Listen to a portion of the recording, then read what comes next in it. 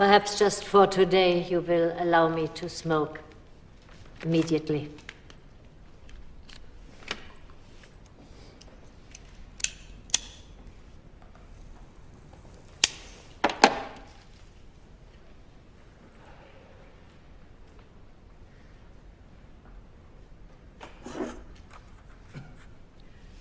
When the New Yorker sent me to report on the trial of Adolf Eichmann, I assumed that the courtroom had only one interest: to fulfill the demands of justice. This was not a simple task, because the court that tried Eichmann was confronted with a crime it could not find in the law books, and the criminal whose like was unknown in any court prior to the Nuremberg trials. But still, the court had to define Eichmann as a man on trial for his deeds. There was no system on trial, no history, no ism, not even anti-Semitism, but only a person. The trouble with a Nazi criminal like Eichmann was that he insisted on renouncing all personal qualities, as if there was nobody left to be either punished or forgiven. He protested time and again, contrary to the prosecution's assertions, that he had never done anything out of his own initiative, that he had no intentions whatsoever, good or bad, that he had only obeyed orders. This typical Nazi plea makes it clear that the greatest evil in the world is the evil committed by nobodies. Evil committed by men without motive, without convictions, without wicked hearts or demonic wills, by human beings who refuse to be persons. And it is this phenomenon that I have called the banality of evil. Miss Arendt, you're avoiding the most important part of the controversy.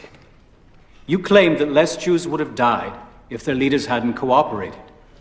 This issue came up in the trial, I reported on it, and I had to clarify the role of those Jewish leaders who participated directly in Eichmann's activities. You blamed the Jewish people for their own destruction.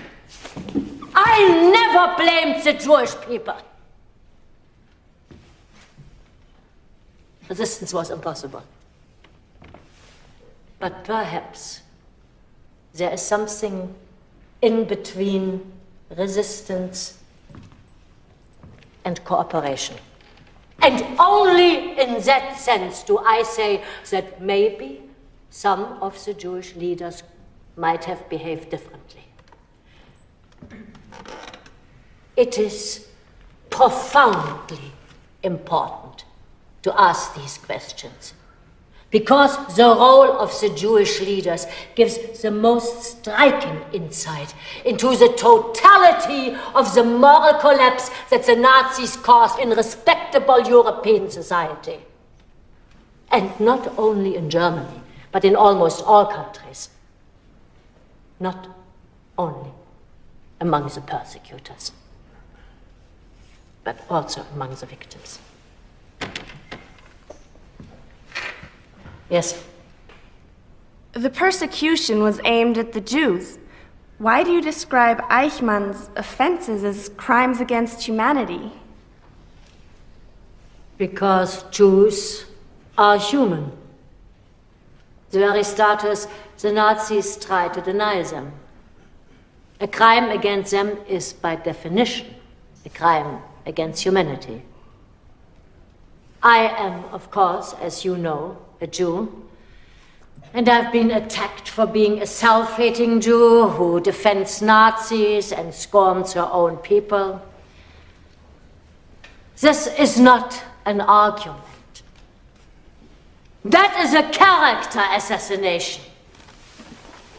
I wrote no defense of Eichmann. But I did try to reconcile the shocking mediocrity of the man with his staggering deeds. Trying to understand is not the same as forgiveness. I see it as my responsibility to understand. It is the responsibility of anyone who dares to put pen to paper on this subject. Since Socrates and Plato, we usually call thinking to be engaged in that silent dialogue between me and myself. In refusing to be a person, Eichmann utterly surrendered that single most defining human quality, that of being able to think. And consequently, he was no longer capable of making moral judgments. This inability to think created the possibility for many ordinary men to commit evil deeds on a gigantic scale, the like of which one had never seen before. It is true, I have considered these questions in a philosophical way. The manifestation of the wind of thought is not knowledge, but the ability to tell right from wrong, beautiful from ugly. And I hope that thinking gives people the strength to prevent catastrophes in these rare moments when the chips are down. Thank you.